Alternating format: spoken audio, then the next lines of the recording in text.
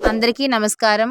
ఈ వీడియోలో రుద్రాభిషేకం అంటే ఏమిటి, శివుడికి రుద్రాభిషేకం చేయడం వల్ల కలిగేటువంటి ఫలితాలు, అలాగే రుద్రాభిషేకం ఎన్ని రకాలు, ఈ రుద్రాభిషేకాలు చేయడం వల్ల కలిగేటువంటి ఫలితాలు ఈ వీడియోలో తెలుసుకుందాం.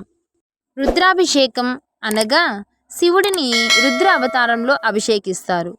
పవిత్రమైన జలాలు, పువ్వులు, బిల్వదళాలు సమర్పించి 108 సార్లు శివుడు మంత్రాలు పఠిస్తూ అభిషేకం చేస్తారు. ఇలా చేయడం వల్ల ఇంట్లో దుష్ట శక్తులు నశించిపోతాయి. రుద్రాభిషేకం ఎన్ని రకాలో ఇప్పుడు తెలుసుకుందాం. రుద్రాభిషేకాలు 6 రకాలు. ఒక్కో అభిషేకానికి ఒక్కో ఆశీర్వాదం లభిస్తుంది. జలాభిషేకం శివలింగాన్ని పవిత్రమైన గంగాజలంతో అభిషేకించాలి. ఇలా చేయడం వల్ల కోరికలన్నీ నెరవేరుతాయి. పాలాభిషేకం ఆవు పాలు మాత్రమే ఉపయోగించి రుద్రాభిషేకం చేయడం వల్ల దీర్ఘాయువు లభిస్తుంది. దీర్ఘకాలికంగా ఎదుర్కొంటున్న అనేక అనారోగ్య సమస్యల నుంచి ఉపశమనం కూడా లభిస్తుంది.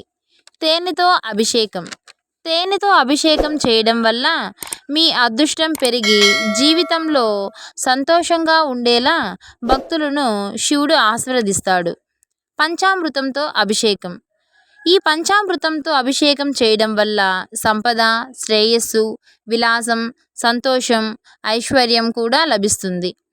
నెయ్యితో అభిషేకం చేయడం వల్ల అనారోగ్య సమస్యలు తొలగిపోతాయి.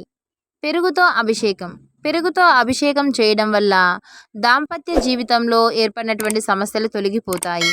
అలాగే సంతానలేమితో బాధపడుతున్న వాళ్ళకి కూడా సంతానం కలుగుతుంది.